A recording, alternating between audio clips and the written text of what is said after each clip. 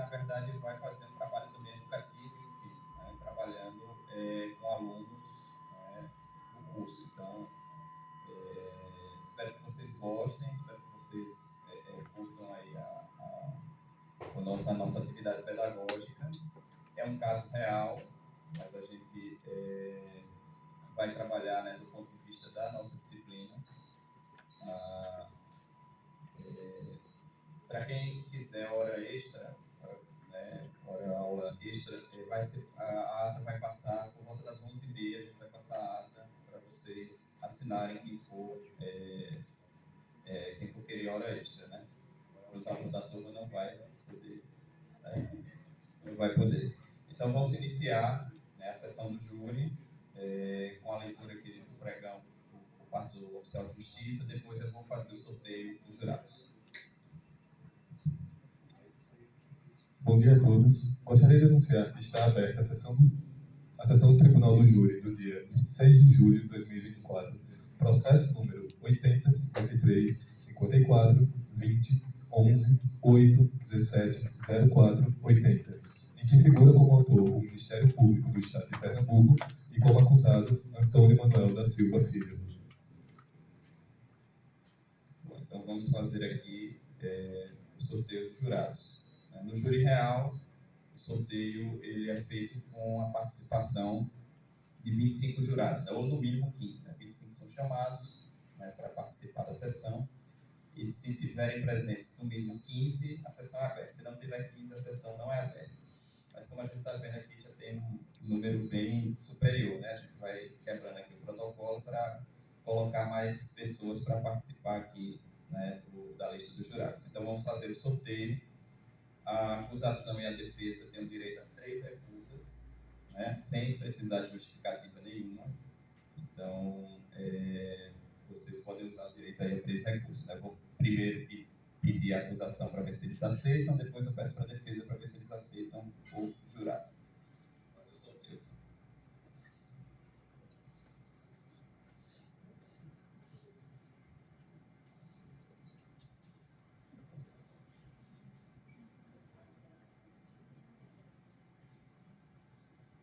Miguel Petronos Antunes de Moura.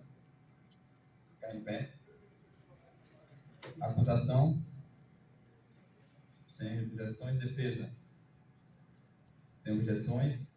Por favor, oficial, encaminhe ele para o sentar aqui na mesa dos jurados.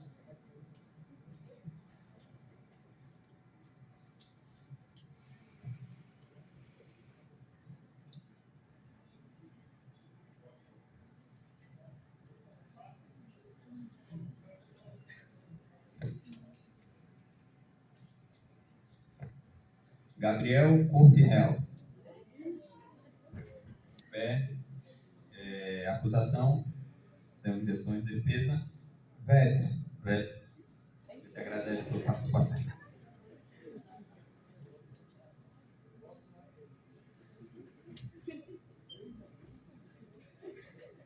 Marceli Ramos. Ficar em pé. Acusação. Sem objeção. Defesa. Sem objeção.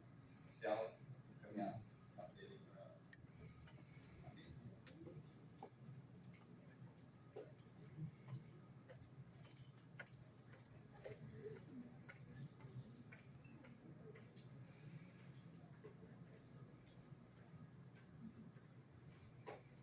Gabriel Freire.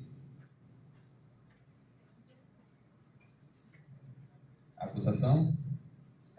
Veto. Eu te agradeço a sua participação.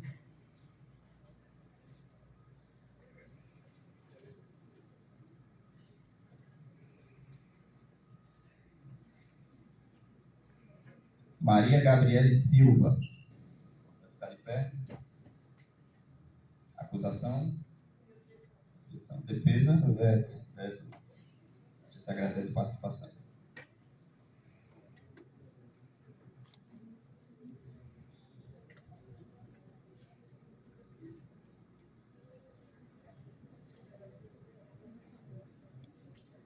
Emanuel Antunes. Acusação? Defesa? Salve ações. Então, Manuel.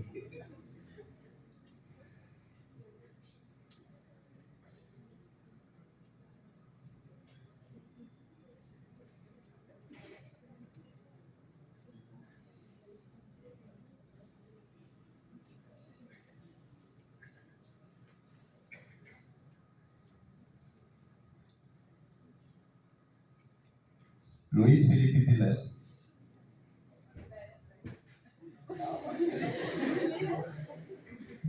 A acusação fez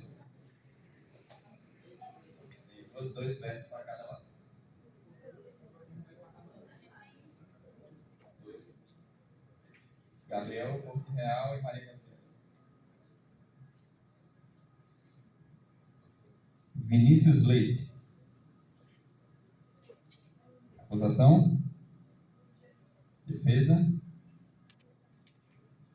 Por favor, oficial, encaminhar.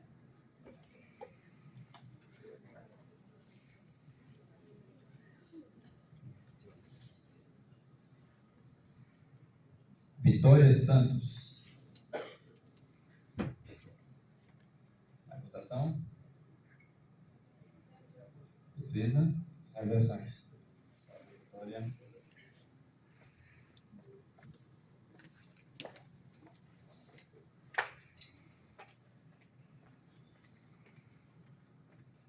Léo Camargo. Acusação? Defesa? Salve ações. Oficial, por favor, encaminhar.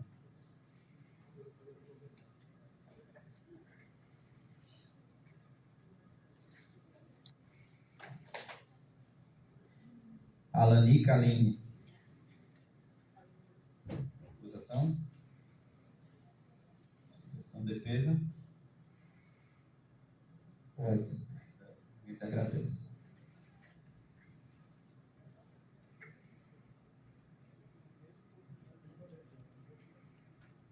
Camila Gomes.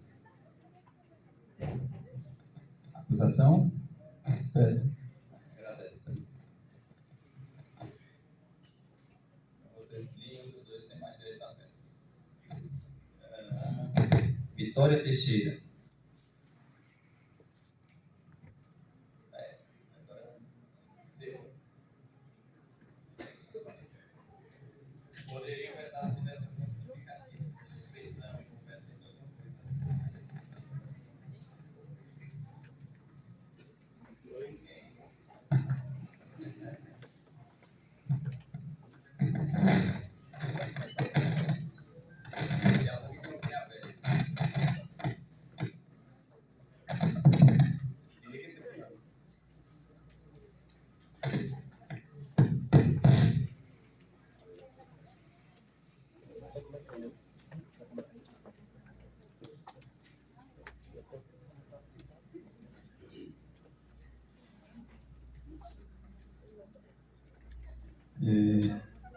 Antes do juramento dos 7 jurados, que vão compor o conselho de sentença, o acusado está em plenário, né? Se ele não tivesse, a gente ia conduzi-lo, né? Se estivesse preso, mas o acusado está solto.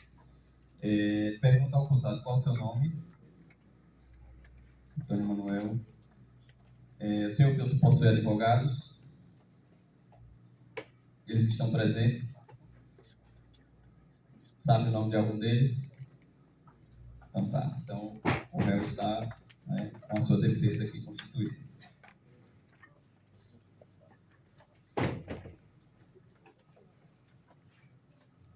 Feito sorteio, irei pedir que os jurados não se comuniquem, né, entre si. Os que não foram sorteados, né, no júri eles estariam dispensados, né, no júri real, então eles poderiam ir embora, mas enfim, vocês vão ficar aqui assistindo. Agora eu peço que todos os jurados se levantem para fazer o juramento. Ao terminar o juramento, irei chamar o nome de cada um.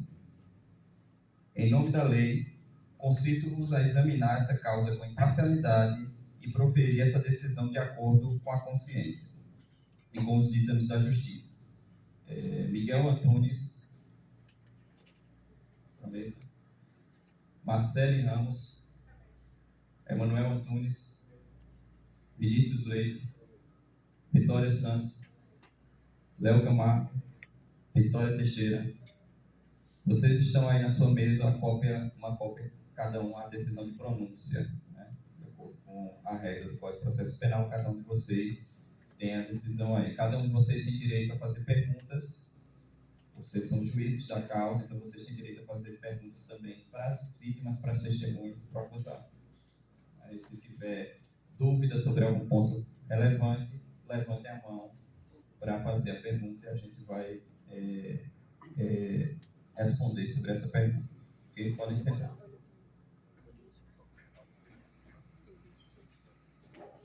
Agora a gente vai para a fase de coleta de provas, a inquirição das vítimas, das testemunhas e do réu.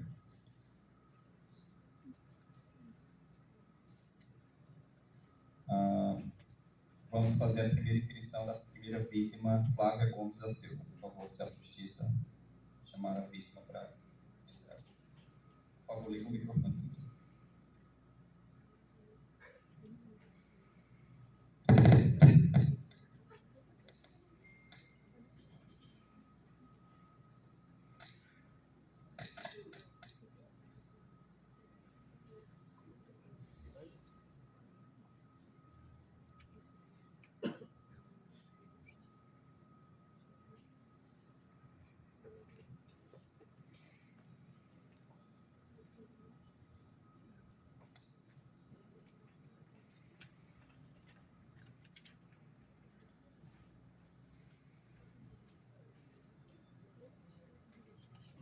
Bom dia. Qual é seu nome? Flávia. Senhora Flávia, a gente vai iniciar a inquirição, sua inquirição aqui no plenário. Vou passar a palavra primeiro para a acusação, para fazer as perguntas, depois para a defesa. Acusação. Bom dia a todos. Gostaria de perguntar, antes de iniciar as perguntas, a todos aqui presentes, aos excelentíssimos júris, ao excelentíssimo juiz. E antes de dar início às perguntas, eu gostaria de solicitar, se possível, que o réu não se encontrasse ao longo da inquirição. A senhora se sente desconfortável com a presença dele? Então, vou pedir para o réu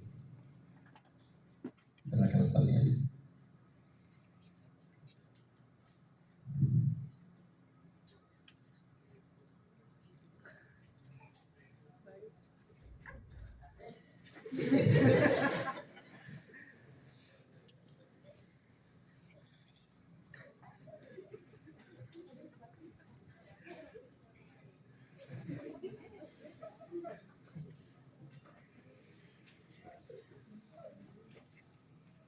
Continuamos, Ministério Público. Bom dia, senhora Flávia. Iniciando as nossas perguntas. A primeira delas será a respeito de se a senhora poderia descrever se havia qualquer sinal ou alerta de perigo antes do acidente, como a velocidade alta do veículo. Bom, eu não consegui ter uma simulação clara em relação a isso, porque eu estava de costas para a avenida, deixando a porta da casa só. O réu, em algum momento, buscou lhe prestar socorro? Eu não me recordo da forma como eu fui socorrida, só que a memória tinha mudar já com a pessoa mobilizada no hospital, esperando para a realização da cirurgia. E, em algum momento, o senhor Manuel se prontificou a pagar pelas despesas relacionadas à medicação ou ao procedimento cirúrgico necessário para o tratamento da senhora? Não, eu nunca fui procurada por ele. A única pessoa que se prestou a ajudar foi o dono do carro, o senhor José, que auxiliou no pagamento de alguns medicamentos. A senhora pode descrever como a haste implantada na sua perna direita tem impactado suas atividades diárias e sua qualidade de vida desde o procedimento cirúrgico? Bom, como eu passei num longo período acumulada, já devido ao período de reabilitação, eu precisei de auxílio desde a tomada de medicamentos até a realização de uma cirurgia extraépica, como tomar exame.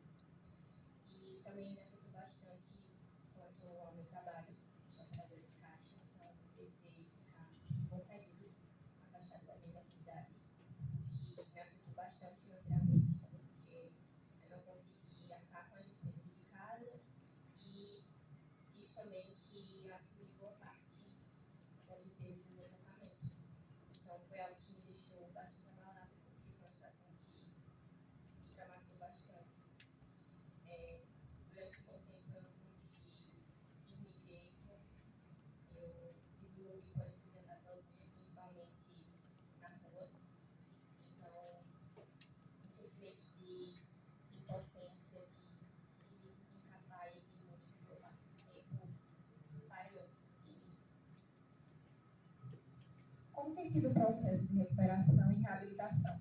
A senhora conseguiu perceber alguma limitação que passou a enfrentar devido a essas lesões? Bastante. Eu passei a depender muito do outro para conseguir fazer uma certa atividade, como ir ao banheiro, comer, tomar um medicamento. Então, assim, a impotência foi um sentimento que se fez muito presente durante esse período de reabilitação.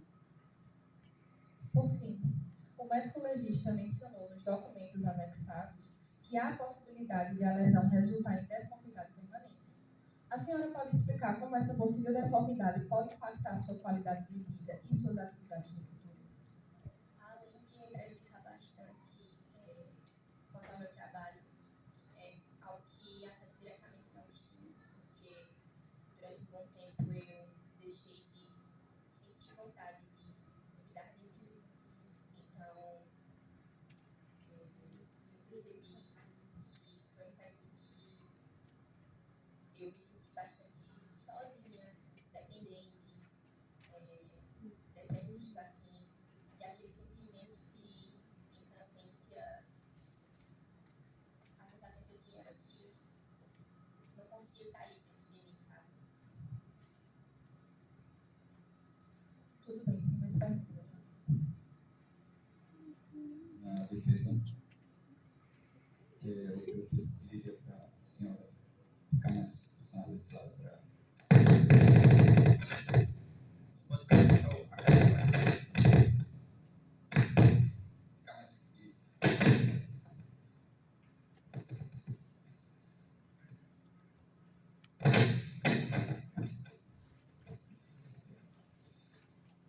Bom dia a todos, Minha Excelência.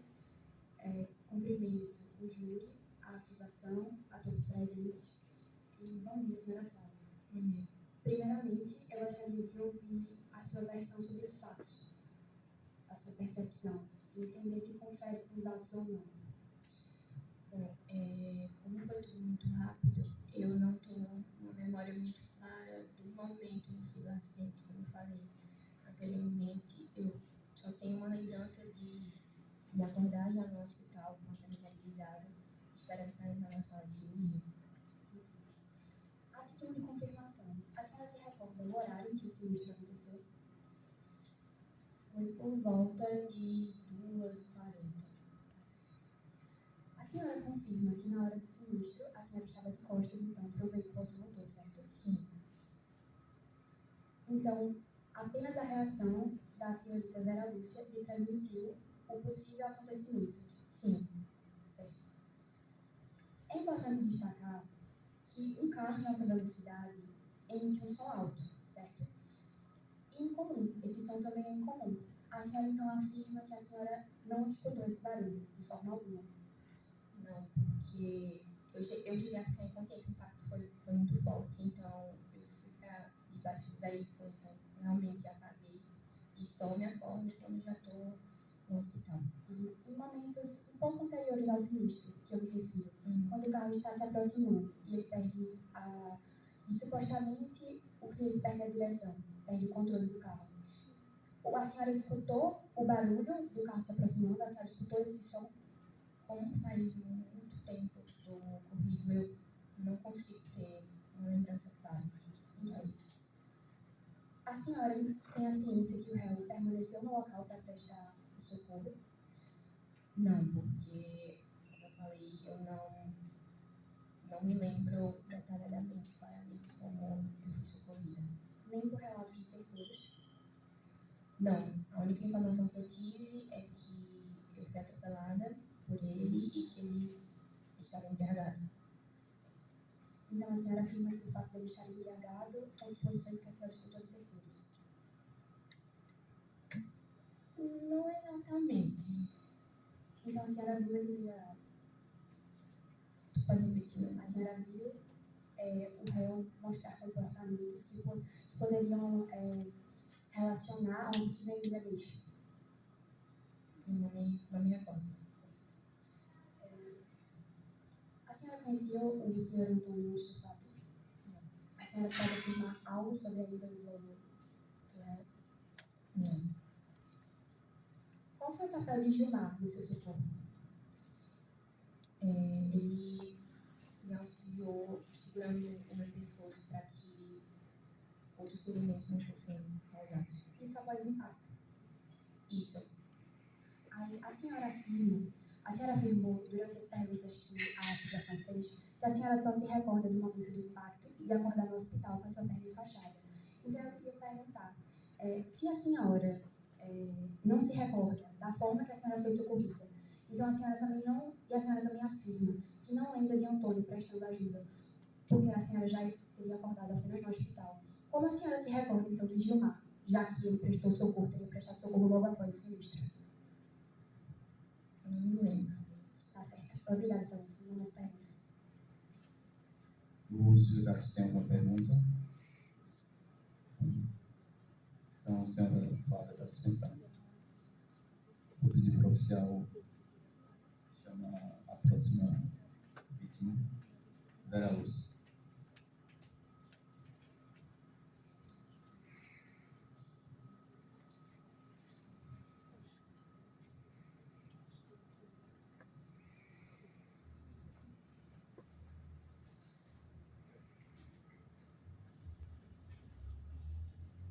Bom dia, senhora. Eu pediria só para que a senhora ficasse desse lado, porque a senhora vai responder as perguntas da acusação. Vou puxar a cadeira. Se quiser ficar no meio, fica melhor. Se quiser só virar a cadeira. Não, a mesa deixa. Só o microfone. Isso. Pronto. Como é seu nome?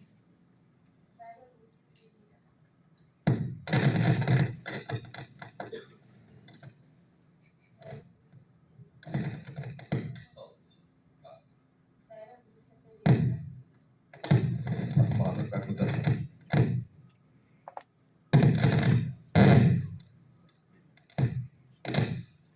Bom dia, senhora Vera. Bom dia. Vou iniciar a discussão com a pergunta se a senhora percebeu algo estranho ou notou a velocidade do veículo antes de ser atingido. Sim, eu notei que quando eu estava na porta junto à Flávia, o carro vinha em alta velocidade. E na hora ele virou bruscamente de faixa e eu só pude gritar muito rapidamente e quando eu dei por mim eu já tinha sido atingida. Poderia descrever as lesões e dores que sentiu imediatamente após o acidente? Sim, posso. Após o acidente, eu fui arremessada a 4 metros de onde eu estava anteriormente e eu senti muita dor no meu corpo e eu só pude ficar deitada esperando o resgate e o SAMU chegar porque eu sentia muitas dores, eu não conseguia me levantar. Como a senhora se sentiu emocionalmente após o acidente, visto que a senhora foi arremessada, como a senhora acabou de dizer, sentiu muitas dores logo no momento? Então, como o seu emocional ficou após tudo isso? Sentiu que houve alguma consequência psicológica, emocional a respeito desse ocorrido? Sim, eu me senti muito invalidada depois disso, porque eu não pude trabalhar por mais de 30 dias. Eu sou costureira e eu tive a minha lombar afetada. E quem trabalha com costura fica muito tempo sentada. Meu pé também foi atingido, que eu também uso muito no meu dia. E eu tive que ficar dependente da minha família para fazer tudo. E isso me deixou me sentindo muito incapacitada. Eu não conseguia parar de chorar após isso. Eu fiquei muito triste. Marito, como médico legista, ele menciona que a sua lesão a incapacitou para essas ocupações habituais por mais de 30 dias. Essas ocupações que a senhora acabou de informar. Como essa incapacidade afetou sua rotina detalhadamente no âmbito do trabalho como costureira durante esse período? E qual foi o impacto financeiro e emocional para a senhora? Para mim, assim, eu fui muito afetada, porque eu sou uma das fontes de renda da minha família. Então, sem poder trabalhar, eu não tinha como contribuir com a renda. Eu não podia ajudar em casa também, visto que eu tinha muitas dores na lombar. E, diante disso, eu não pude contribuir com nada, porque eu também deixei com muito remédio, com muito exame, e isso me deixou, assim, me sentindo financeiramente instável, porque eu não podia trabalhar. Quando você mora em Caruaru e você trabalha no polo, onde você faz muita roupa e está todo mundo trabalhando, você não pode trabalhar, não porque você não quer, mas porque uma fatalidade aconteceu com você. Isso nos deixa muito abalada psicologicamente. A senhora confirma que, além das lesões já destacadas, também sofreu traumas mais severos, já que a senhora falou que foi afetada, principalmente sua coluna. Então, no caso, teve aí um trauma cervical, uma fratura no colo do quinto metatarso, que seria essa fratura no pé. Então, a senhora confirma isso? Sim, confirmo. Inclusive, eu fiz o laudo. O réu, ele alegou nos autos que tentou desviar de um pedestre e simulou atravessar a rua no momento do acidente. A senhora chegou a observar alguma pessoa na rua ou nas proximidades que poderia ter causado a necessidade desse desvio tão brusco por parte do motorista? Eu não consegui observar ninguém. Sim, mais perguntas. Veja. Bom dia, senhora Vera Lúcia. Bom dia. Eu gostaria de iniciar, novamente, pedindo à senhora para que a senhora narre os fatos, tudo que a senhora se recorda com exatidão. Eu estava na frente da minha casa, junto com a minha nora, Flávia, e ela estava fechando a porta. Quando eu olhei no sentido da avenida, eu vi um carro vindo em alta velocidade e ele bruscamente mudou a direção que vinha, mudando de faixa, e veio a nos atingir. A senhora afirma, então, que a senhora estava na calçada com sua nora, certo? Certo. O que vocês faziam no momento? Estávamos saindo de casa. Certo. Vocês estavam de alguma forma distraídas? Não. Então a senhora não estava distraída? Não. Então, a senhora narrou os fatos com muita propriedade. Sim. Então, a minha pergunta é, a senhora, já que não estava distraída, a senhora se recorda do momento que o carro estava se aproximando? Me recordo. A senhora gritou, meu Deus, quando viu o carro. Confirmo. Não foi possível, de forma alguma, antecipar o ocorrido? Não. Visto que eu estava na calçada da minha casa, não. Eu não imaginava que o carro ia vir em minha direção. Mesmo que a senhora tivesse visto anteriormente ele mudando de faixa? Exatamente, porque eu estava na calçada, que é um lugar seguro. Certo. Vocês tentaram se proteger ou procurar abrigo a partir do momento que a senhora percebeu que o carro estava vindo na direção de vocês? Não deu para ter uma reação de correr para um lugar seguro, porque foi muito rápido. Apesar de eu ter visto, não tinha como eu correr para outro canto. Com toda certeza, a senhora afirma que o carro estava em alta velocidade? Sim. A senhora compreende que um carro em alta velocidade também emite um barulho diferente, certo? Um som mais alto. Certo. A senhora se recorda de ter ouvido? Só sons característicos de carro mesmo, não Certo. Então, a senhora, especificamente de velocidade. a senhora não se recorda, então, do carro, que supostamente estava em alta velocidade, ter emitido um barulho que é característico de um carro em alta velocidade? Exatamente. O nervosismo, a senhora acha que o nervosismo gripava suas faculdades mentais no momento do sinistro? Não. Com toda certeza? Sim. Então a senhora estava em plena capacidade de suas faculdades mentais? Sim. A senhora pode me recordar a distância na qual a senhora afirma ter sido arremessada? 4 metros. A senhora pode pode me informar a distância entre o lugar da estrada em que o carro mudou a rota e a calçada? Não consigo recordar exatamente que momento ele saiu da via para ir para a calçada. Mas a senhora não estava distraída no momento. Não. E a senhora se recorda exatamente da distância que a senhora foi arremessada? Não me recordo, mas eu estava deitada na via pública enquanto eu fui atropelada. Então, eu não tive uma noção na hora de onde foi que eu caí, visto que eu sofri um trauma muito grande. A senhora acabou de confirmar que não se recorda exatamente da distância que foi arremessada.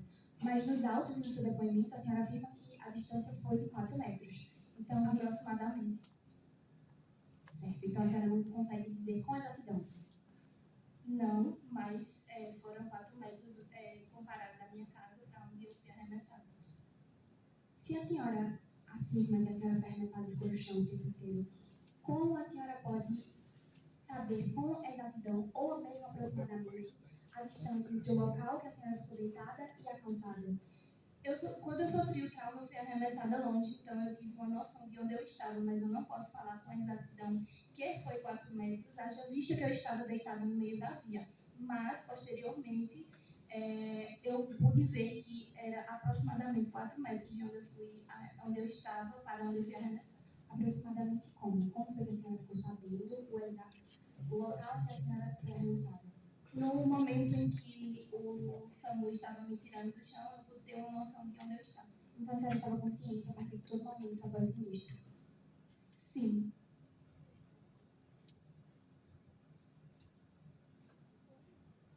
A percepção que a senhora, de acordo com todas as contradições que a senhora apresentou aqui, a percepção que a senhora defende no seu depoimento sobre os fatos é sua ou de terceiros? A senhora teve interferência de terceiro na percepção que a senhora declarou no seu depoimento?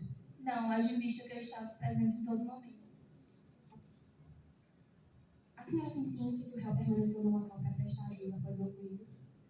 Não fiquei ciente porque eu vi que ele estava lá, mas eu não vi se ele permaneceu, quanto tempo ele permaneceu no local. Mas se a senhora estava consciente, como a senhora não viu o réu, teoricamente, permanecer no local? É porque deitada fica bem difícil de eu saber onde ele estava, né? Eu não podia me mexer. Entendi. Então a senhora estava atenta o tempo inteiro, a senhora não viu o réu no local, mas a senhora estava consciente o tempo inteiro. Exatamente. E em plena capacidade de suas faculdades mentais também. Exatamente.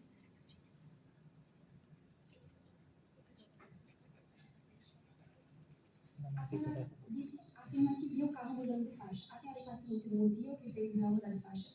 Não. Então a senhora não viu a pessoa que simulou atravessar a rua?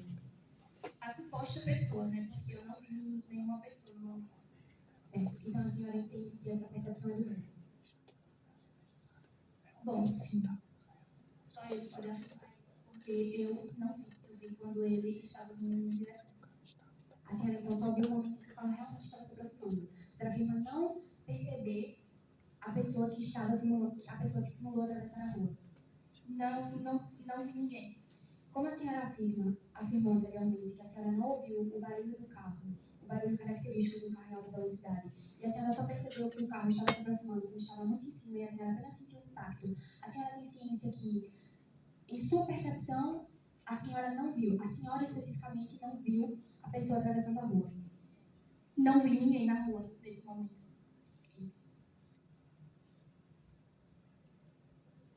A senhora ingressou no Hospital Regional do Agreste no dia 24/7, Correto. de 2011. Qual foi o dia que a senhora recebeu alta? Eu não me recordo exatamente que dia eu tive alta, mas foram alguns dias depois. Certo. É importante destacar para o júri presente que consta nos autos que ela recebeu alta no mesmo dia. Então, de acordo como a senhora descreveu os seus ferimentos para a acusação, a senhora poderia novamente descrever os seus ferimentos para nós?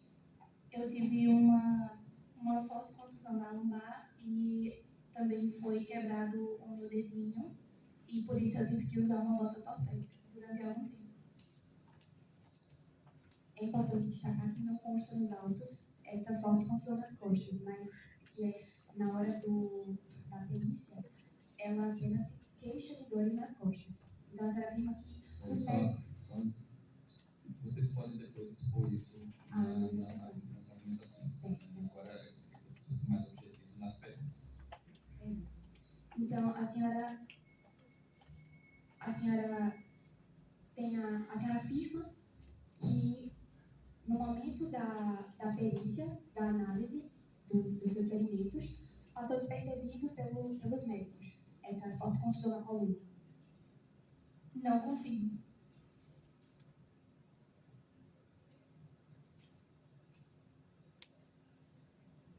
Qual foi o horário em que o sinistro aconteceu, a senhora se informa?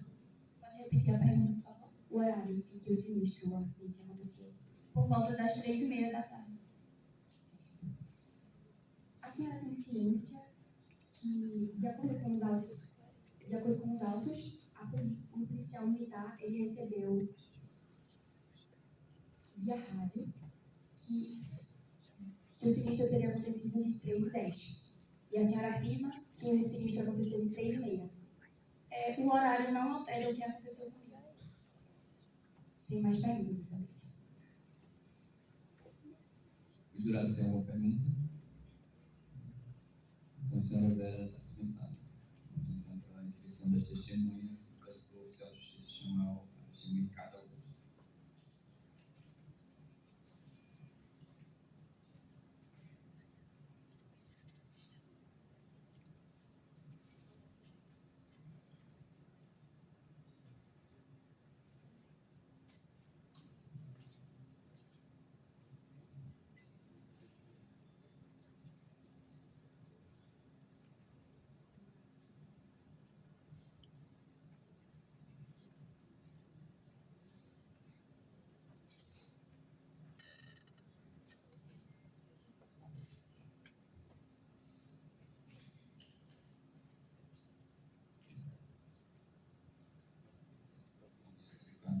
Bom dia.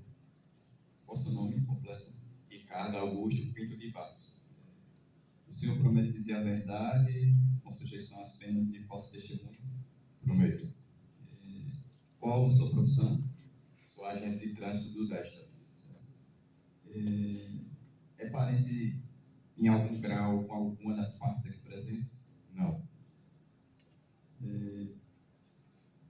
Você tem algum constrangimento, algum problema do réu permanecer presente? Não, sem problema. Então, eu peço que o acusado...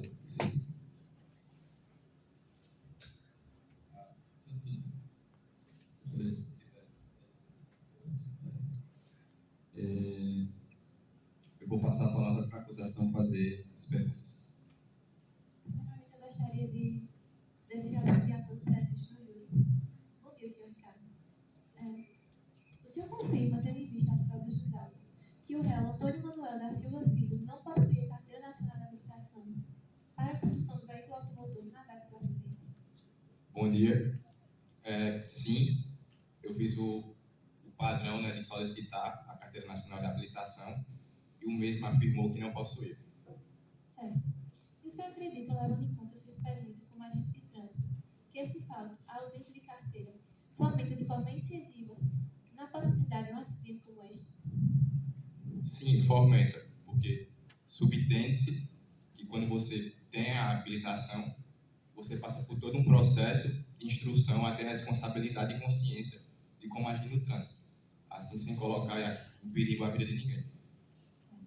E o senhor, devido à sua experiência, pode afirmar que nas condições em que o réu se encontrava, estava de alguma forma incapacitado de assumir a direção, independentemente de possuir a licença para dirigir? Ele, pelo que eu me lembro, ele não tinha nenhuma capacidade.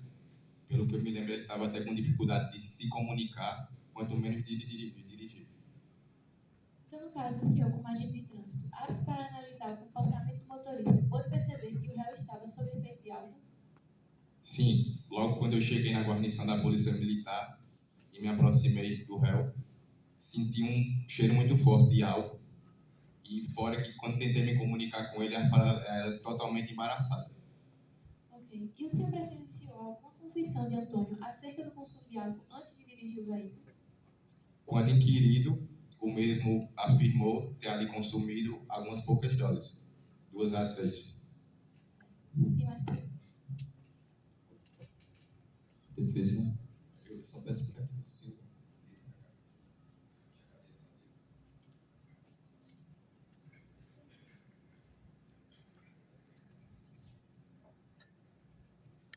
Bom dia a todos. Gostaria de cumprimentar todos os presentes no júri, a Vossa Excelência, a testemunha.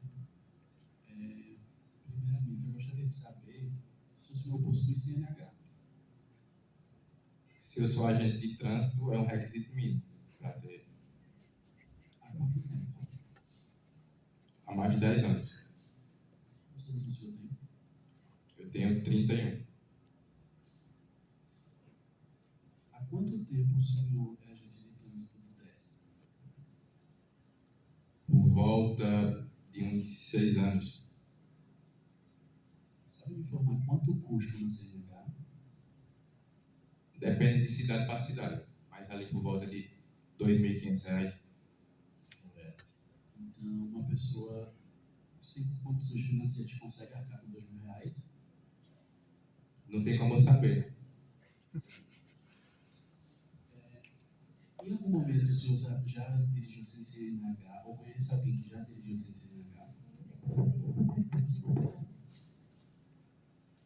não é sobre eles, é sobre o acontecimento. É sempre sobre os fatos. Qual é o fundamento? Ele não foi vítima, ele não é réu, então não diz respeito se ele já dirigiu ou não de algum jeito. Vamos tentar ser mais objetivos em relação aos fatos.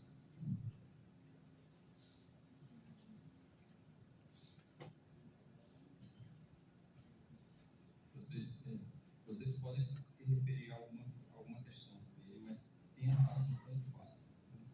Né? Uma pergunta pessoal com relação com Mas é pertinente para a construção do fato. Posso refazer? O senhor já dirigiu CNH ou conhece alguém que já dirigiu CNH? Nunca dirigi sem CNH e também não conheço ninguém.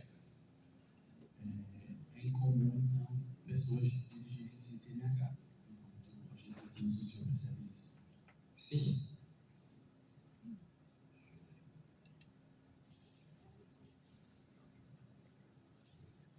O senhor poderia afirmar quais são os maiores causadores de acidentes de trânsito?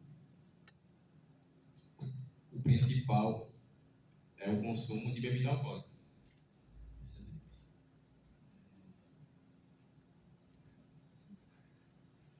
O teste de alcoolemia, ele pode falhar ou ele é 100% preciso?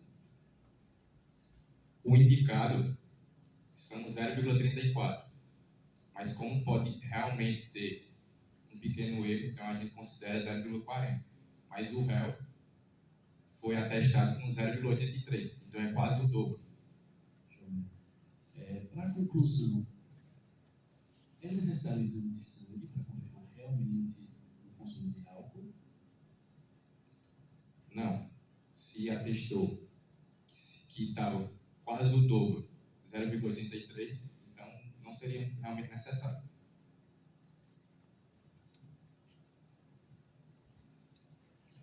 Enquanto agente de trânsito, o senhor já presenciou alguma condição de algum sujeito que pudesse ser confundida com embriaguez? Não entendi o teu de sua resposta. Enquanto agente de trânsito, seja mais objetivo, um impacto, um evento traumático, pode deixar um indivíduo desnorteado, que pode ser confundido com embriaguez? Ainda não entendi. Um evento traumático, ele pode alterar sua percepção e o seu comportamento? Depende do nível. Excelente. O senhor julga o cheiro de álcool forte? Muito forte.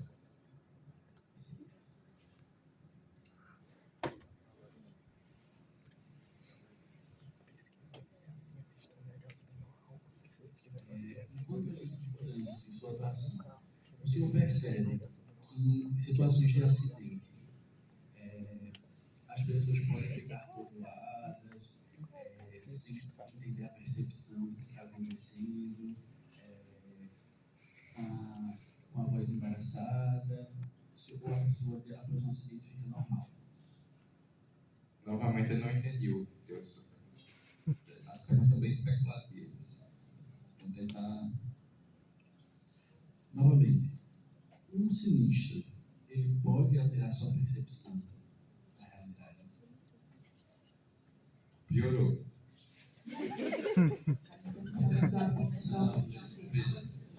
A pergunta tem que ser mais objetiva para responder. Você fica nervoso depois de uma atitude, de um episódio traumático? Com certeza, mas eu acho que isso é diferente de um sinal de embriaguez.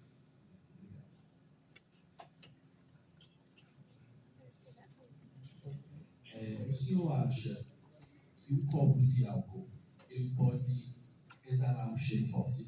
Excelência, é uma pergunta afirmativa, ele não pode achar Vocês, nada. vocês Ele tem que afirmar.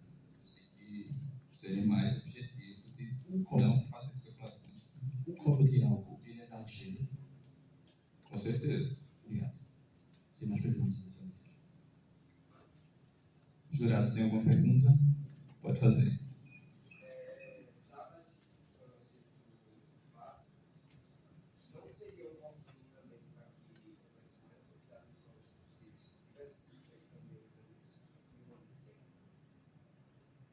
Pode responder. Se vocês fizeram um exame de sangue, no caso? Não. Pode justificar porque não foi feito o exame de sangue. Tá. No procedimento, a gente conduziu ele juntamente à PRE e lá o próprio assinou a afirmação de fazer o exame de teor alcoólico, onde foi afirmado 0,83. Então não se achou necessário ali fazer o exame de sangue.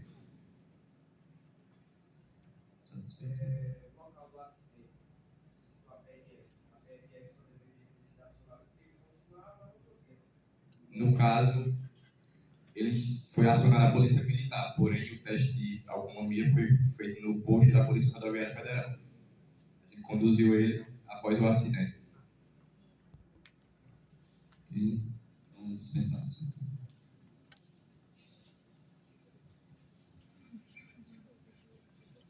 Deixa eu chamar a próxima testemunha, Pedrinho.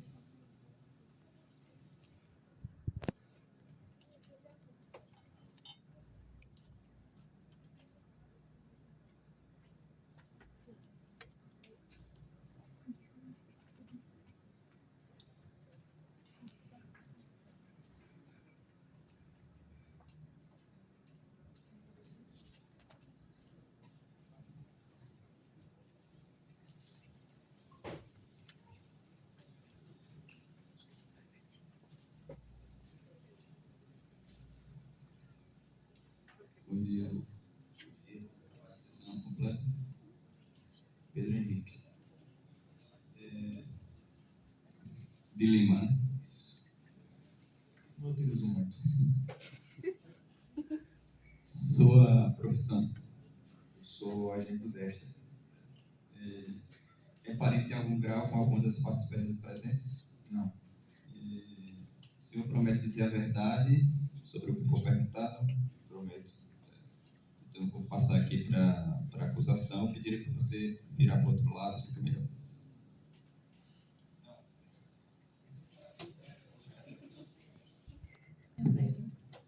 Quanto como base o teste de alcoolemia realizado no posto da PRF, com o resultado de 0,83 miligramas por litro, o senhor afirma que esse alto teor de álcool contribui para o desnorteamento do réu ao tempo de dirigir o Nova?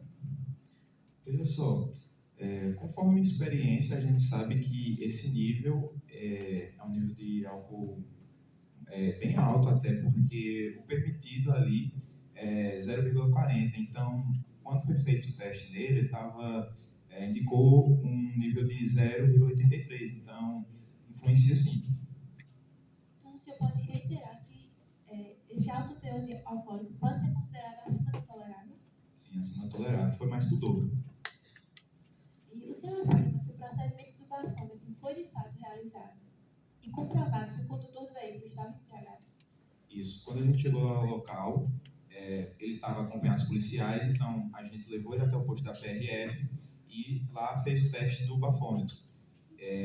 Antes disso, ele até confessou que tinha bebido entre 2 ou 3 doses de cachaça e ele fez o teste do bafômetro e assinou, inclusive, o documento lá que tinha feito. Justamente o que eu iria perguntar. Então, o acusado em algum momento confirmou a ingestão de álcool antes de assumir o controle do veículo? Isso. Como eu falei, ele acabou confessando antes de fazer o bafômetro que bebeu ali entre 2 ou 3 doses de cachaça. Certo. A documentação do veículo foi solicitada em algum momento quando o senhor chegou ao local do ocorrido? Sim. Logo quando a gente chegou, o procedimento padrão é esse. A gente pede o documento do veículo e a carteira de habilitação do condutor. Quando a gente solicitou o documento do veículo, ele falou que não estava com a documentação porque o veículo não era dele, era do patrão. E também quando a gente pediu a carteira de habilitação, ele disse que não era habilitado, que não tinha. E por fim, o senhor se recorda se havia alguma lombada na via e se ela era bem asfaltada? Veja, a via daquela rua, a Rua do Vassoural, ela é asfaltada e tem lombada como qualquer rua que seja residencial. Né? Tem muitas casas, então sim, sempre tem lombadas para diminuir ali a velocidade, né? Manter no padrão a sinalização do trânsito. O senhor então não recorda se fosse algum buraco na via? Veja, a gente não postou nenhuma irregularidade assim na estrada, mas faz muito tempo, né? Então, assim, era uma estrada asfaltada, se tem alguma irregularidade a gente não indicou e não aferiu isso. Sim, sem mais perguntas. A defesa.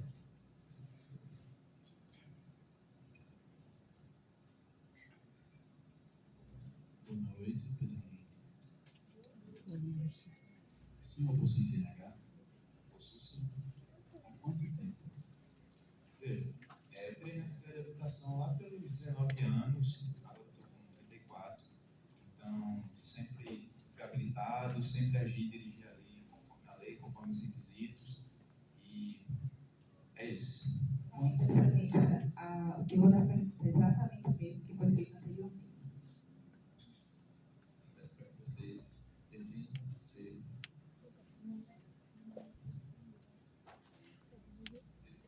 Pessoas diferentes. certo, mas a ideia é a mesma, as perguntas são as mesmas. Exatamente. Com algumas diferenças. A gente vai ver se faz sentido ou não. Ótimo. Quanto tempo o senhor tem de CNH? Bastante tempo. Quanto custa?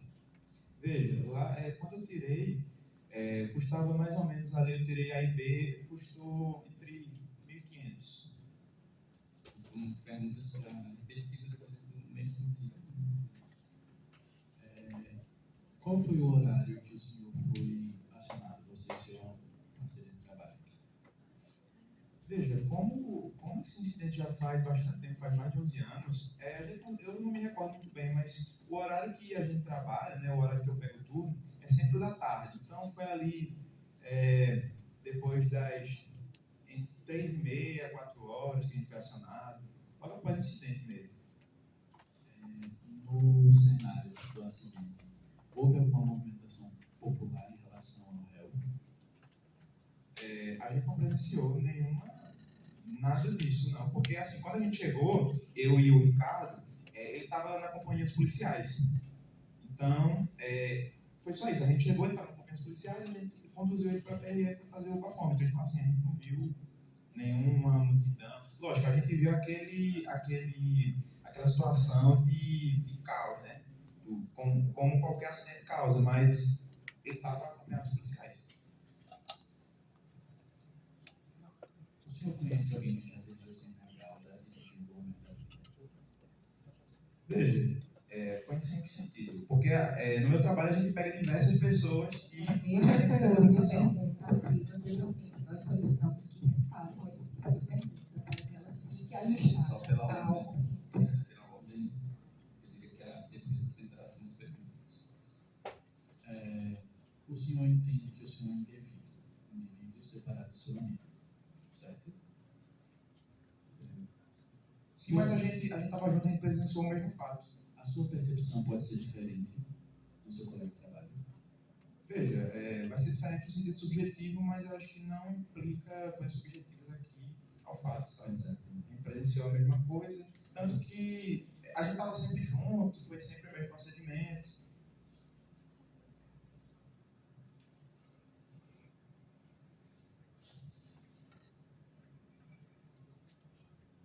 O senhor poderia descrever, por favor, a reação da população no momento da cena? Veja, a reação da população, como eu disse, a gente não se ateve muito a isso porque a gente estava, de fato, cumprindo nosso trabalho ali de levar ele para a PRF fazer o bafômetro. Então, estava só aquela coisa assim meio conturbada, mas a gente não prestou muita atenção nisso. Eu não posso dizer se a população estava com raiva, se estava triste. A gente viu que tinha gente assim conversando, coisa ou outra, mas as vítimas nem estavam lá quando a gente chegou. Então, assim, a gente só de fato se direcionou a ele, levou ele para a PRF para ele fazer o bafômetro. Qual é o protocolo seguido para comprovação de consumo de álcool? Veja, é feito o bafômetro, pelo etilômetro, que você assopra, e ele poderia se recusar também, né? Tem casos que a pessoa se recusa a fazer o bafômetro, pode ser feito o exame de sangue, para indicar a quantidade de álcool por litro de sangue. No caso dele, foi indicada a quantidade de álcool por litro de ar, e aí deu a quantidade de 0,88, que é a mais que o dobro do permitido, que é 0,40. O senhor Antônio da URGS, ele apresentou resistência para fazer o teste? Não. Excelente, sem mais perguntas. Jurado, tem alguma pergunta?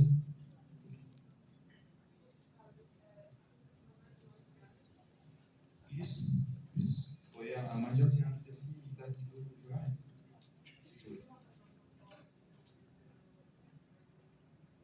Procedimentos internos da Justiça.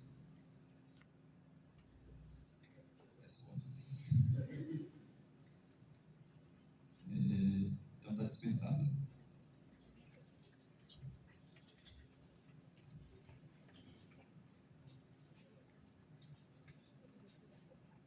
Próximo testemunho, Dani.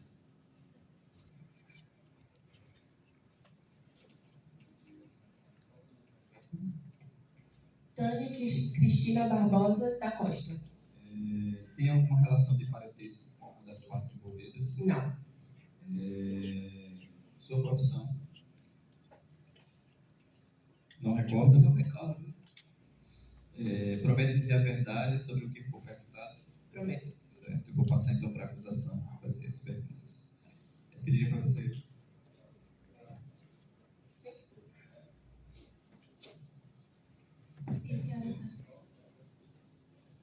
A senhora se sente tranquila ou constrangida com a presença do réu? Não. Então, pode permanecer. Ok. Bom dia, senhora Tânia. A senhora pode descrever com mais detalhes como o veículo estava se movimentando antes do colidir? Então, a nossa rua é uma rua com mais casas familiares, então os veículos costumam trafegar uma velocidade razoável. Então, quando eu vi o veículo se aproximando numa velocidade muito rápida, me chamou a atenção, porque eu estava chegando em casa, estava abrindo a porta. E aí, logo depois, ele entra na contramão e bate contra o muro. Certo. E consegue se recordar se no momento que a senhora viu o veículo transitando na via, existia alguém próximo, alguém tentando atravessar a rua? Não me recordo. Ao se deparar com o acidente, a senhora conseguiu acionar o SAMU? Consegui. Logo depois que eu vi o acidente, eu liguei primeiro para a polícia militar e logo depois para o SAMU. Ambos atenderam? Ambos atenderam.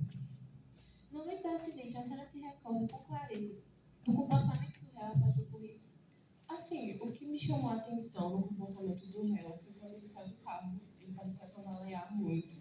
E quando ele falou ao telefone, ele tinha uma voz, assim, como de quem estivesse bêbado. Então, assim, estava visivelmente embriagado. E foi a coisa que chamou mais atenção, mas eu não me aproximei muito. E a senhora sabe qual era a condição física imediata das vítimas após o acidente? Assim, eu vi que Vera, assim que ocorreu o acidente, ela foi jogada numa distância razoável e que a outra, que é nora dela, ela ficou presa entre o carro e o muro. A senhora pode detalhar os sinais de embriaguez que observou no motorista? Como eu já disse, quando ele saiu do carro, ele estava cambaleando E aí teve um momento que ele fez uma ligação e ele estava com a voz embaraçada, assim. Sabe aquela voz de bêbado quando demora a sair as informações? Nesse sentido. A senhora declarou que o senhor Antônio estava lateralmente bêbado, que as pessoas presentes precisaram cercar e denunciar. Diante disso, ele chegou a resistir em algum momento, ele apresentou violência. Eu não sei dizer, porque as pessoas do bairro, as pessoas que estavam ali presentes, começaram a cercar, abordaram ele, e aí ficou uma quantidade considerável de pessoas. Então, eu não sei dizer se ele apresentou violência ou o que aconteceu ali. Obrigada. Sim, mas espera. A título de confirmação, a senhora não estava presente no momento do sinistro. Como a senhora ouviu Vera gritar? A senhora Vera Lúcia gritar. A senhora teve algum tempo ou oportunidade de reação? Eu creio que quando acontece esse tipo de acidente, a gente trava, né? A gente não espera que vai acontecer um acidente logo na nossa frente. Então, a minha primeira reação foi travar, mas logo depois eu peguei o telefone. Mas, assim, eu fiquei bem assustada, principalmente por causa do choque contra o muro. A senhora poderia me confirmar o horário que a senhora realizou essa ligação? Olha, eu creio que foi por volta... Assim, eu não consigo me recordar exatamente. Fazem mais de 10 anos que isso aconteceu, não é? Mas, assim, eu tenho... É pertinente ao fato. Eu sei, mas é pertinente. Pode fazer. Olha, eu creio que foi por volta de 2h40 e 3 e pouco, mas eu não consigo lembrar exatamente a hora, justamente pelo tempo. Mas foi nesse intervalo, sim. A senhora afirma com toda certeza que o carro estava em alta velocidade. Então, quando a gente vê, por exemplo, a gente está numa BR, os carros vêm em alta velocidade, tem barulho, visivelmente eles estão correndo. Então, por ser um bairro familiar, realmente você vê as pessoas estar chegando com determinado cuidado. Tem crianças que andam na rua, sabe? As pessoas lá têm costume de andar no meio da rua. Então, quando o carro vem em alta velocidade, chama a atenção. Então, eu confirmo categoricamente que eu vi o carro em alta velocidade. A senhora afirma que o réu estava possivelmente embriagado, como a senhora afirmou para as perguntas da acusação. A senhora poderia descrever o que seria esse visivelmente embriagado? Assim, na minha percepção, foi quando ele saiu cambaleando do carro. E depois, quando ele falou com a voz embaraçada. Ele fez uma ligação e eu lembro de escutar a voz dele embaraçada, como se tivesse... Realmente, sabe quando uma pessoa está embriagada e você vê ela falando mais devagar e enfim, foram isso que eu observei. Então a senhora afirma com toda certeza que o cambalear dele e o fato dele estar falando embaraçado não se deve de forma alguma ao fato do sinistro, ao fato do acidente, ao nervosismo posterior ao sinistro, e sim ao fato que ele estava embriagado. Então, isso é um ponto muito subjetivo, mas na minha visão, eu vejo ele como embriagado. Os sinais para mim foram embriaguez na minha leitura, sim, eu estava embriagado. Como a comunidade reagiu ao acidente? Foi um tanto quanto chocante, porque ela era uma pessoa muito querida e a gente viu ela sofrer muito com o retorno na vida dela, sabe? Ela é costureira e ela apresentou muita dificuldade e não conseguiu continuar com o trabalho dela. E assim, por ser um bairro muito familiar, todo mundo se conhece, então acaba que tem um impacto na comunidade de ver uma pessoa ali sofrendo um acidente, né? Em relação à reação da população, em relação ao réu no momento do sinistro, como foi? Então, o que eu cheguei a ver foi que algumas pessoas cercaram ele e o abordaram, mas pela quantidade de pessoas eu não consegui ver. Estava correndo ali. Então, como me perguntaram, eu não sei o que ocorreu. O réu, então, ele ficou totalmente cercado pelas pessoas locais, pelos locais. Ficou. E assim, ao ponto da senhora não conseguir ver o réu. A senhora, então, não consegue afirmar como teria se dado a postura do réu após o acidente? Não, a única coisa que aconteceu que eu vi foi quando ele saiu do carro, é que esses sinais que eu falei, e depois ele foi cercado, eu não consigo saber exatamente como ele reagiu. A senhora consegue afirmar com certeza a distância em que Vera Lúcia se encontrava? Não tem uma régua, assim, dá pra ter uma estimativa, né? Tipo, como se fosse mais ou menos daqui até ali. Mas, assim, não consigo saber exatamente, assim. Não, mais que isso, ainda mais para depois do voto dos jurados. Mas, assim, eu não consigo falar em metragem, não. A senhora, então, não poderia dizer com exatidão a distância do arremesso? Não, eu posso Então, não consigo dizer com exatidão. Em qual posição a senhorita Flávia se encontrou no momento do sinistro? Ela ficou, assim, no momento depois do choque, que a senhora fala? Sim, no momento do sinistro. Ela estava presa entre o carro e o muro mais no chão. Eu me recordo de ambos estarem no chão até o socorro chegar.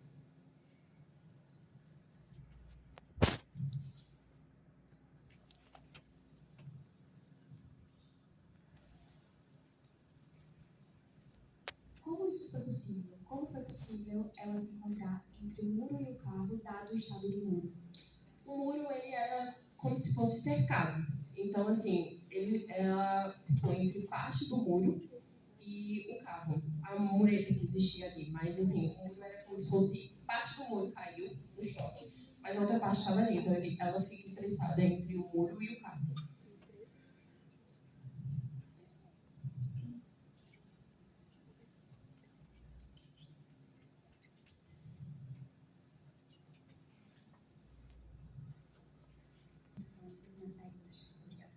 Oração, uma pergunta?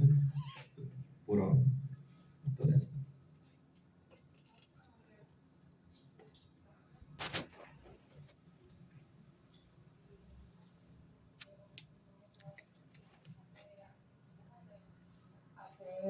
Até quando ele foi embora. Antônio.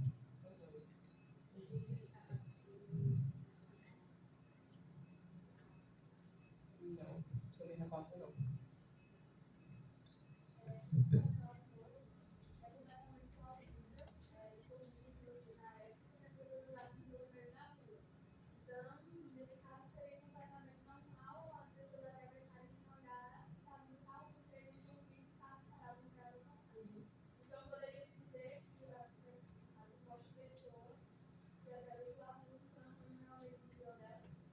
Assim, eu não vi nenhuma pessoa.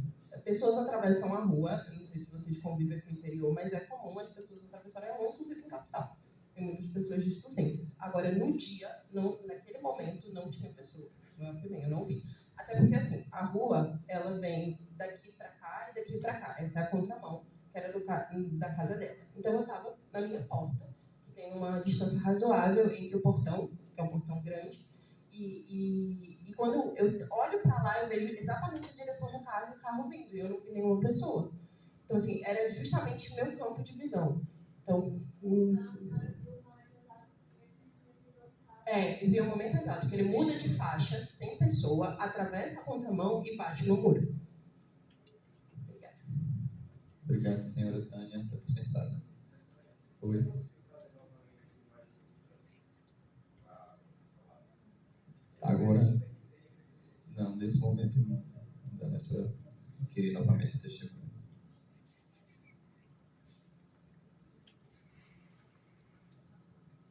Eu vou, então, agora passar para o interrogatório do acusado. Por favor, senhor Antônio Manuel, sentar aqui na frente.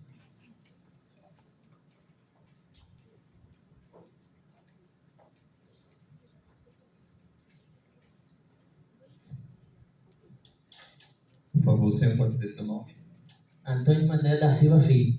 A idade? Na época eu tinha 26 anos. Tá. Estado civil? Olha, é complicado, porque tá solteiro, mas eu sou amancebado com uma mulher. Trabalha? Olha, é só agricultura, sabe? Tem umas terrinhas, tanto milho, feijão, girimum. Eu também faço um bico O senhor pode dizer onde estava no momento, na serraria. No momento que foi cometido, o ato aconteceu? Eu estava no carro. O senhor conhece as testemunhas que foram aqui apresentadas? Olha, conheço. Sabe por que está sendo processado? Olha, o povo diz umas coisas, mas não está certo aí não. E, bem antes de iniciar o seu interrogatório, informo que o senhor tem o direito constitucional de permanecer calado e não responder as perguntas que foram direcionadas para você. Tá certo. Passo então a acusação para que ela realize as perguntas. Eu pediria só que você se virar para olhar para É para lá? É, para lá. Tá certo. Isso.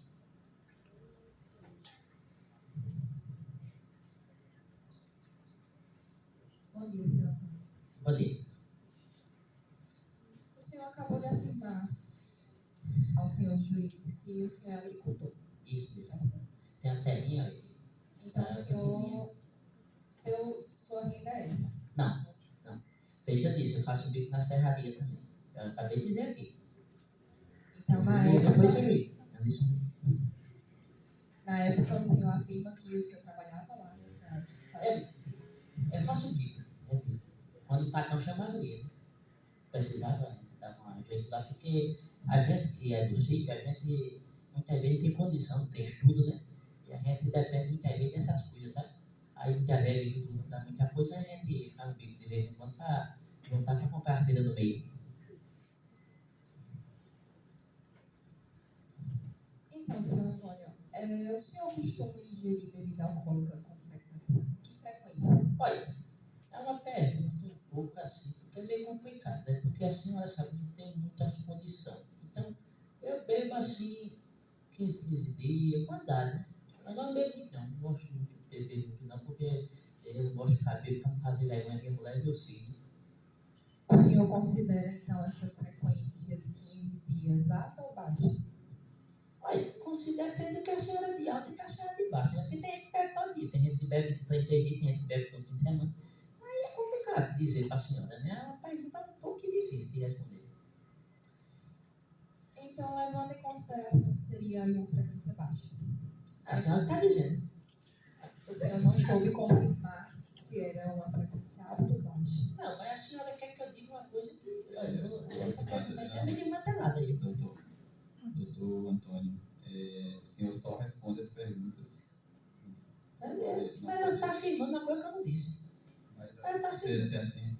atenta às perguntas. Então, novamente perguntando, o senhor não sabe dizer se a frequência de 15 dias seria alta ou baixa para o senhor? Não, veja só. A senhora não perguntou se era para mim. A senhora perguntou se essa frequência era para baixo. Eu disse, depende Para o senhor. Normal. Então, se é uma frequência normal, o senhor costuma se sentir apto para praticar toda e qualquer atividade após essa ingestão? Não, depende da ação.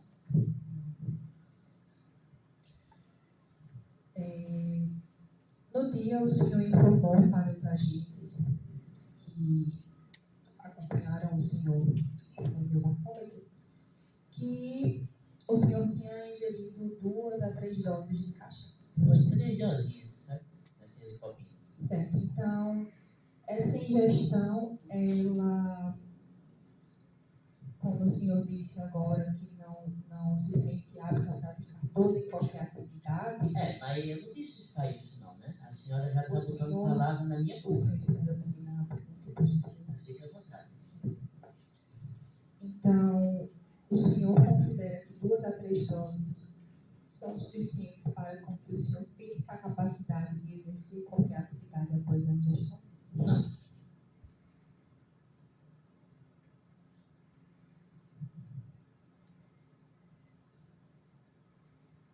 Senhor Antônio, tem alguém no dia do ocorrido que tentou impedir o senhor de entrar no carro e assumir o controle da direção? Não.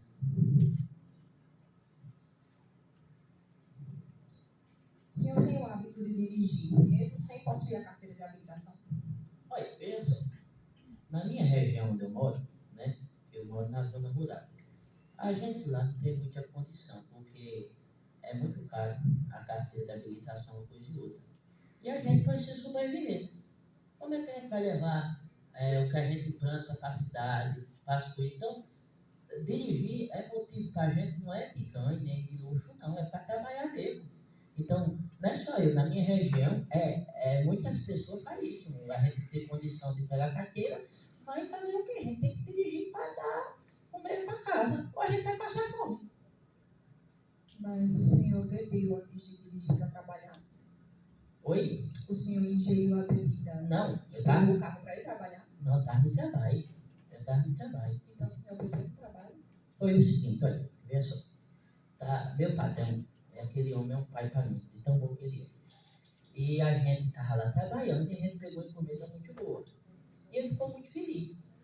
feliz, contente. Estava lá o pessoal lá, por conta que, graças a Deus, estava ganhando uma verbinha e comprou uma cachaçinha para dar para a gente. A gente já estava até muito tempo, aí comprou um litro de cachaça e pediu. Olha, vamos tomar um. Então, seu patrão induziu que vocês bebessem, né? Ele estimulou ali a comemoração do calor do momento e depois entregou a chave do carro para o senhor pegar o carro e dirigir? Olha, veja só.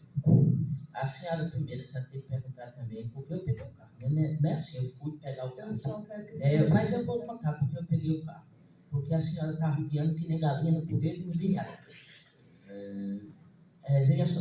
Não, eu vou dizer, veja só. Pela ordem, seja mais respeitoso. Tá certo. Veja só. Eu estava lá trabalhando, como de costume, meu patrão. Só que minha mulher ligou. Minha mulher, ela faz faxina, sabe? Ela não tem emprego fixo, aí, de vez em quando, ela faz faxina na casa do povo. O povo liga e ela vai. Só que ela ligou para mim que estava passando mal. E estava com agonia. Por isso que eu fui embora, né? Peguei o carro. Meu patrão deixava sempre a chave no carro, como eu disse. A gente é dos ricos, a gente para trabalhar, a gente faz tudo. Né? E ele sempre deixava a chave no carro lá, sempre eu pegava o carro. Ele nunca dizia nada, sempre eu pegava. E nesse dia, como foi uma emergência mesmo, então eu fui embora pegar minha mulher, que a mulher estava passando mal. Não tinha ninguém para acudir ela, e eu fiquei nervoso na hora que eu peguei o carro. Então não foi porque você fez dizendo aí porque eu peguei de qualquer forma, não foi porque eu peguei de qualquer forma, é porque tinha necessidade. Então, o seu patrão, ele consentiu que o senhor pegasse o carro para ir da sua esposa? Veja só, eu lhe disse direto.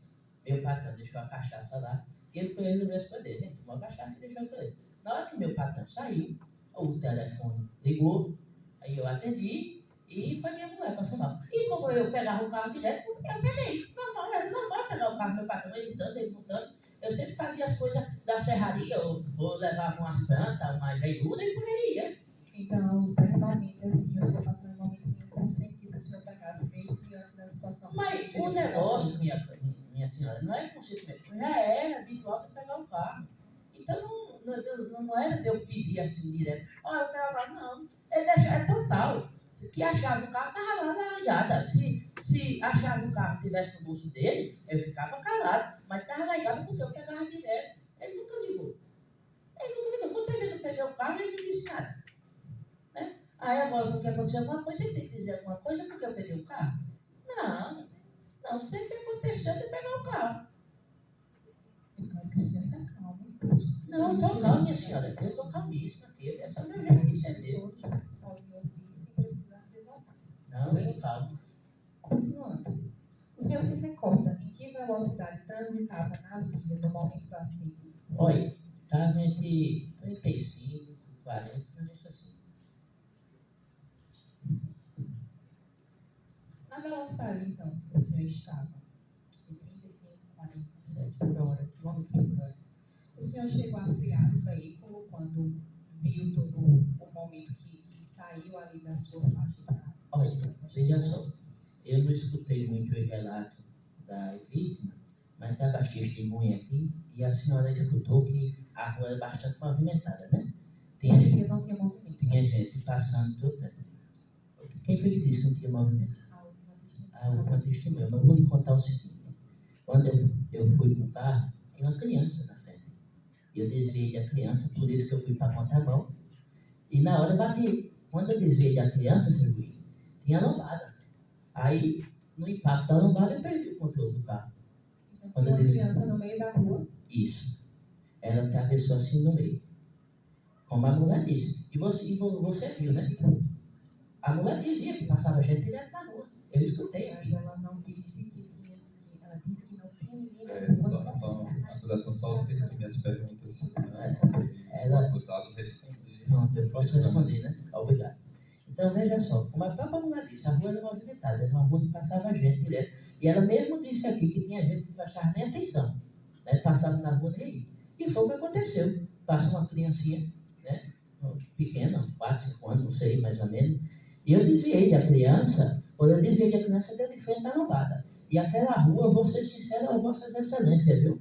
Não era uma rua boa, viu? tinha cheia de areia, um buraco aqui, outro lá, não era uma rua boa de se passar. Então, quando tem jeito, a criança me deu uma lombada. Quando veio a lombada, o carro foi por uma vez, eu acionei, mas foi embora, né? Para a calçada, o carro. Mas foi na tentativa de salvar a criança. Não foi na tentativa de fazer nada demais. Eu fui tentar salvar a criança. Quando eu cortei o carro, veio a lombada. Aí o impacto do carro, o carro era uma estrada, né? Não é tão alto assim, bateu e foi para a calçada. Então, a 35, 40 km por hora, o senhor não viu a lombada? Não, eu desviei da criança. Quando eu desviei da criança, a lombada eu vi. Porém, veja só, todavia, entretanto, você, não sei se a senhora dirige ou o público, os queridos jurados aqui dirigem, a gente sabe. Quando a gente está perto da lombada, a gente reduz, mas a gente não reduz de uma vez. A gente vai reduzir devagarzinho.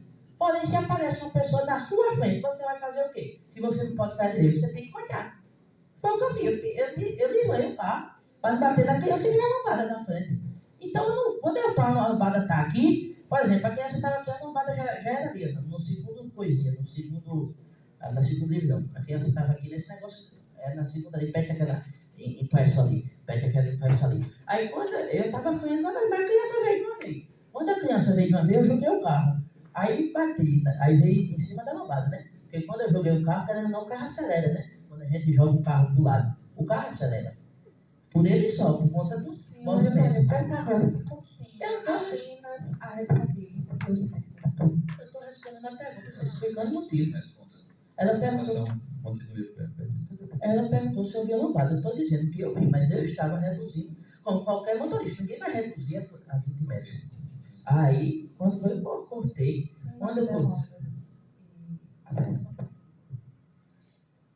O senhor afirma, então, que tinha uma criança. Sim.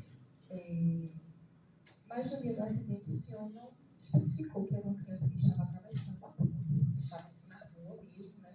Olha, veja só. Então, como a rua era asfaltada, novamente, eu simplesmente quero que o senhor responda com sim ou não. Essa pergunta que o senhor já deu muitas voltas e eu não consigo compreender. O senhor chegou a frear o veículo quando viu essa criança? Eu, mais uma vez, quando eu vi a lombada, todo mundo falava que eu acelerei, mas foi andando devagarzinho. Só que a criança atravessou para mim, então eu tive que jogar o carro. Quando eu joguei o carro, bati de frente com a lombada. Como qualquer pessoa que dirige aqui. Eu acho que quando a pessoa dirige, a pessoa sabe. A pessoa não pode frear de uma vez quando vê a lombada. Tem que ir devagarzinho. Senhor Antônio, o senhor se recorda das cenas do dia do acidente, de momentos antes de adentrar o carro, ou no momento em que o acidente ocorreu? Eu me recordo de tudo que a senhora perguntou aqui, a gente está para responder. Então, o senhor tinha total consciência de que, ao assumir a condução de um veículo sem possuir habilitação para isso, poderia sim tirar a vida de alguém ao causar um acidente diante daquela situação? Olha, Vossa Excelência, pergunta indevida. Está especulativo. O senhor tinha total consciência de que era errado a atitude de ingerir bebida alcoólica e assumir o volante dele? Olha, veja só. Eu digo e repito. Eu peguei o carro por questão de necessidade. Minha mulher estava passando mal. Não tinha ninguém para socorrer. Só tinha eu. Ou eu socorria, ou eu não socorria. Olha, ser pobre, como ele dizia meu avô, é uma tristeza. Se o senhor já respondeu a pergunta. Mais uma pergunta? Não, sem perguntas. Obrigado. Agora vamos passar para as perguntas da defesa. Licença aqui.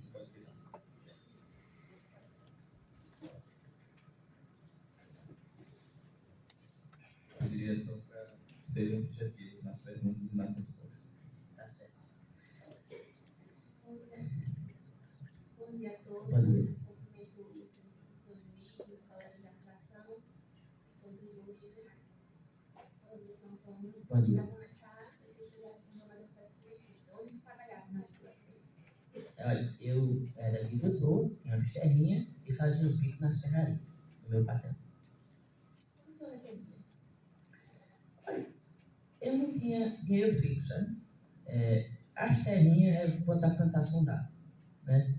Porque de junho e milho, tem um meio, o girimum, de vez em quando saía uma coisinha também, feijão, arroz. Tinha o tempo da agudão também, agudão a gente plantava de vez em quando. E na serraria dependia do serviço. Se o serviço fosse muito, o patrão dava por semana 70, 80 reais, eu ia uma, duas vezes, depende. Se o serviço fosse pouco, 30 reais, eu só ia um dia, passava meu dia todo, dependia, era muito rápido.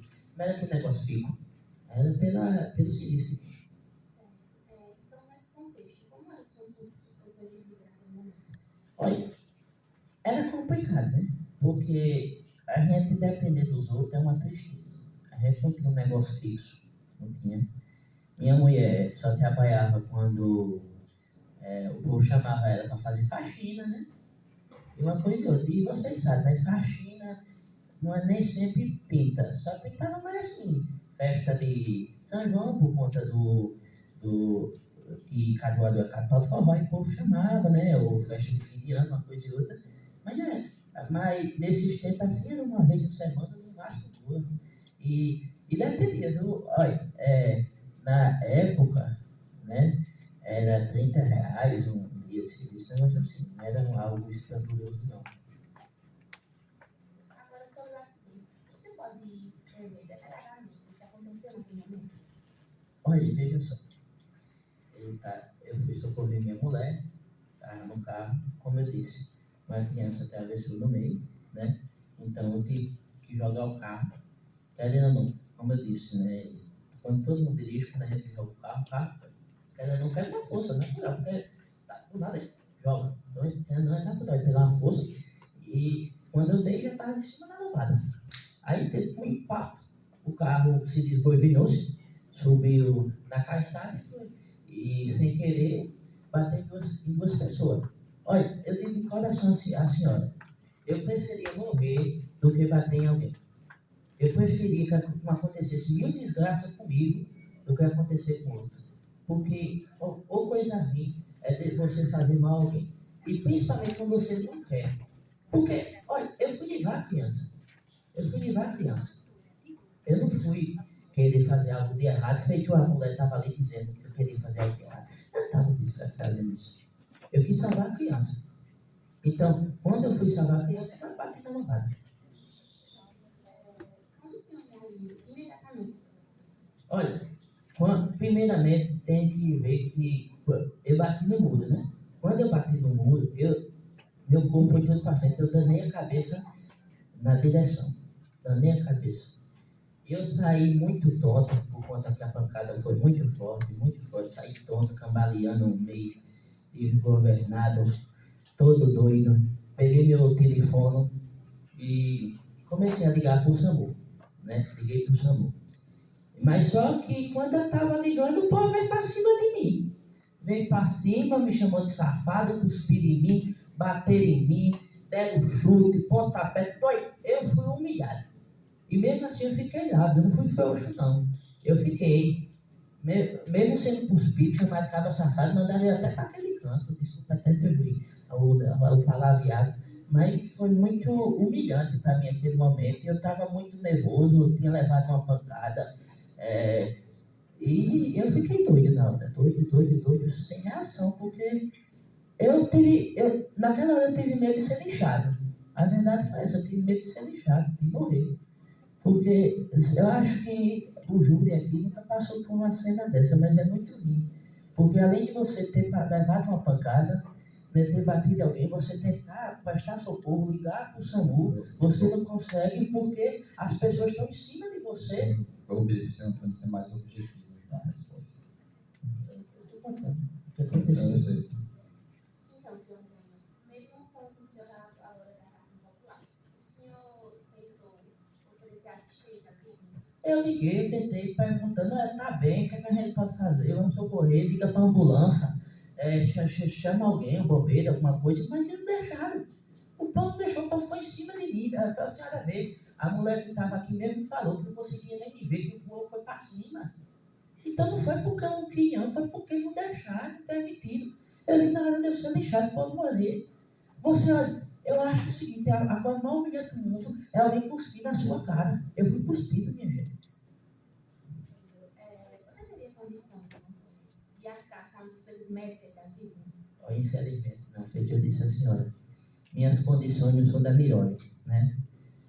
Graças a Deus, na terrinha que a gente tem, uma coisa e outra, ainda melo um ovo com farinha, melo uma coisa para meu filho passar fome. Olha, eu não preocupo nem comigo, eu preocupo com meus filhos. Meus filhos passando fome está bom para mim. Agora, condição tem, senhora. Entendeu? Felizmente, a vida não é justa muitas vezes, não.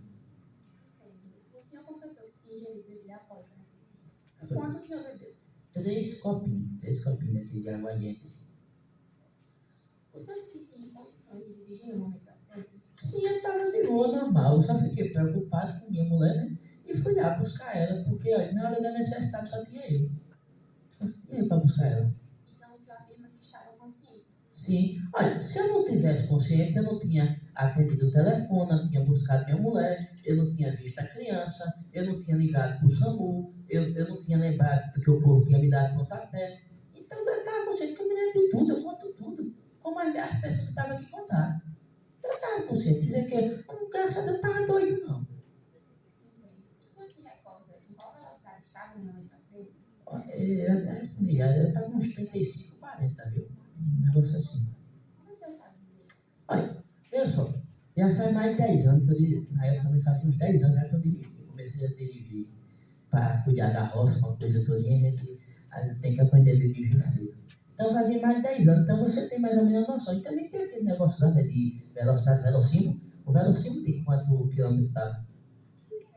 Então o senhor não estava em alta velocidade no momento certo? Não. Nenhum. Por que o senhor estava dirigindo sem aplicação naquele momento? Primeiro, por conta da necessidade, né? Da necessidade de buscar minha mulher. Então, foi por conta da necessidade mesmo. O senhor já teve vontade de tirar a aplicação ou o senhor tentou em algum momento anterior? Olha, vontade a gente tem, né? A gente tem um sonho, né, de fazer as coisas bem feitas, de querer... Mas, infelizmente, a gente não tem condição. Hoje, eu fui pesquisar esse dia, de vir para cá, tá mais tremendo de taxação, taxa do desenho, taxa não sei de quanto. É tanta taxa, é tanto imposto que a gente fica doidinho, a gente não tem condições de pagar. Então, veja, não tem condição muitas vezes de comprar uma roupa direito, como mais fazer uma habilitação?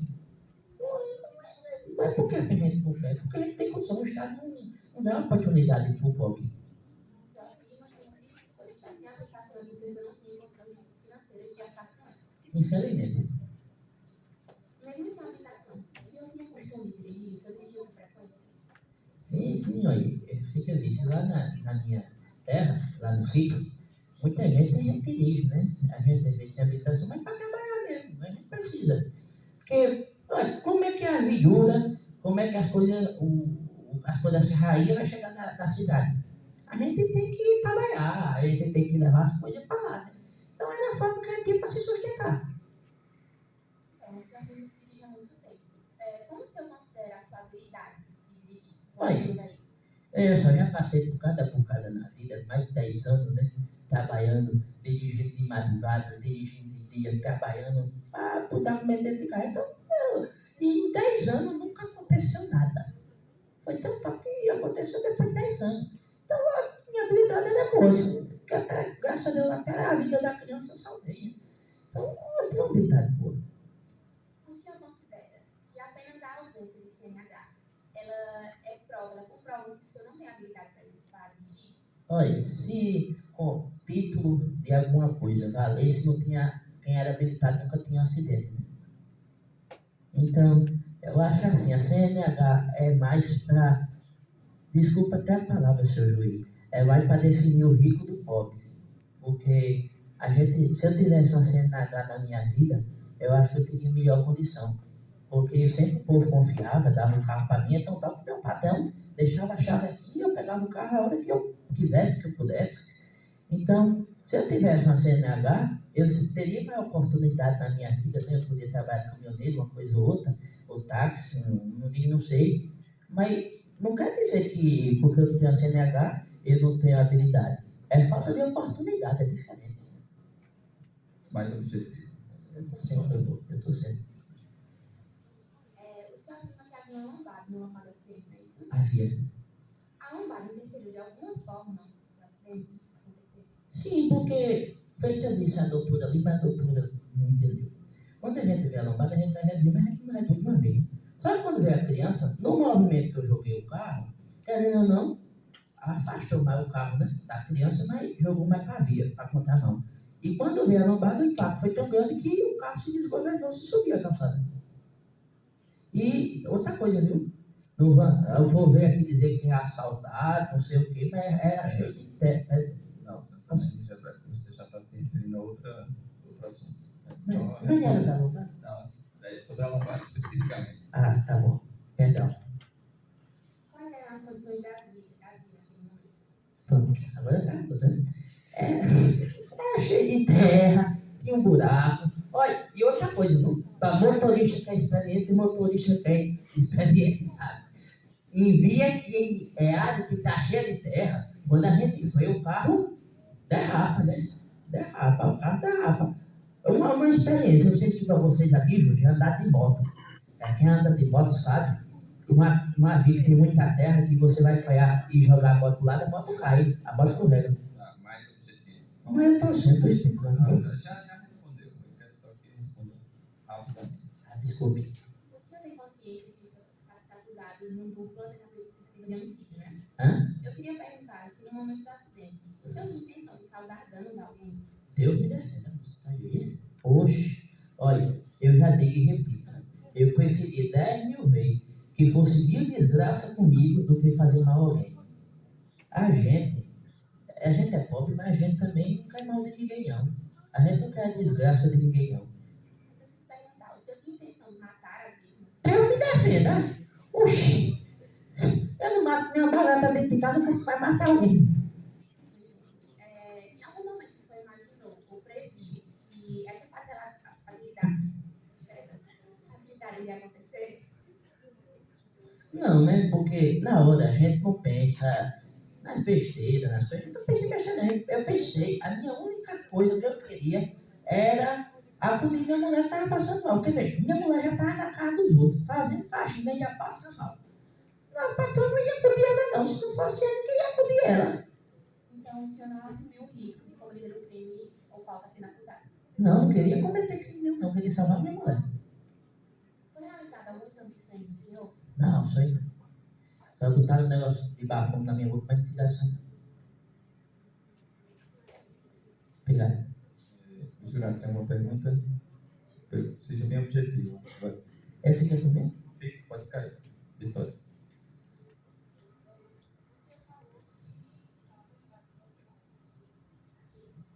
Opa. Isso. 35, 40.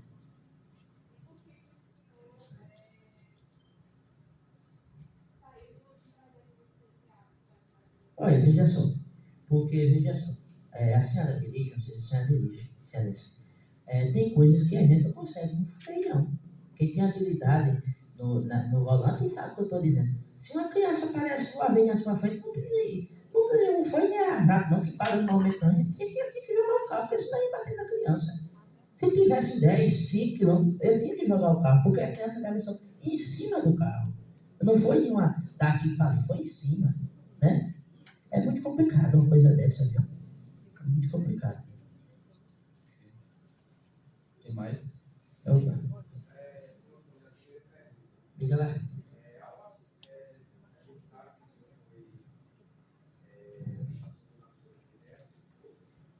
Mas o senhor está ciente de que é proibido, independente do que o senhor quer fazer, é proibido assumir a direção Olha, eu vou dizer a você um negócio. Na hora eu não pensei em nada não, viu? Eu pensei em salvar minha mulher.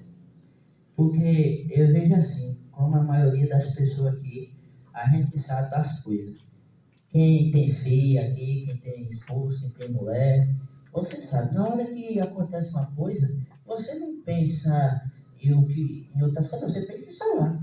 É ver uma pessoa morrendo, você vai pensar em salvar. Fui eu, normalmente, minha mulher estava passando mal, tinha ninguém para acudir, eu fui até ela. Eu queria que ela ficasse bem. Meu intuito era esse. Alguma pergunta? pensou que estava assumindo isso de causar algumas coisas Olha, Excelência, nós precisamos que a pergunta seja mais objetiva e mais especulativa. Mais objetivo. Apesar de já ter feito 10 anos, o senhor lembra de haver algum fato sinalizando a velocidade da vida? não, não tinha pra cá não. Só isso? Opa, Eu vou pedir então. Ah, sim, desculpa. Perdão.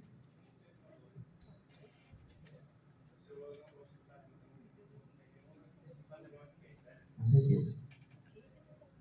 Então, eu tenho um momento, quando o senhor bateu nas duas mulheres, o senhor ficou bem ajudado, mas não conseguiu. Mas, depois do corrido, quando já nesse caminho aí do José, depois da hospitalizada, o senhor prestou alguma ajuda, então, o senhor prestou para prestar alguma apoio emocional? Olha, depois do ocorrido foi meio complicado, né? Porque a polícia me prendeu, uma coisa e outra, fez aquela comoção toda.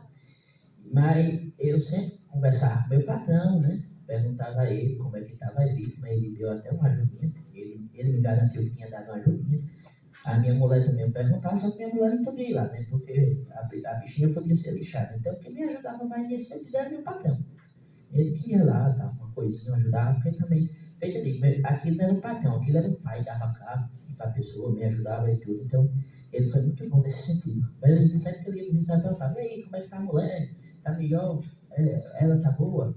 É que a pessoa se preocupa. Seu Antônio já respondeu. Não, eu acho que já respondeu. Tá certo. Pronto, então vou agora pedir para você sentar lá no. Dê licença. Agradeço a participação. Nesse momento, a gente vai dar início aos debates orais entre a acusação e a defesa. Eu vou fazer o seguinte: eu vou dar 5 minutos para ir, os jurados irem ao banheiro, a gente ir ao banheiro. 5 minutos e a gente volta. Eu diria para os jurados não se comunicarem uns com os outros, para não ter influência na decisão final e a gente vai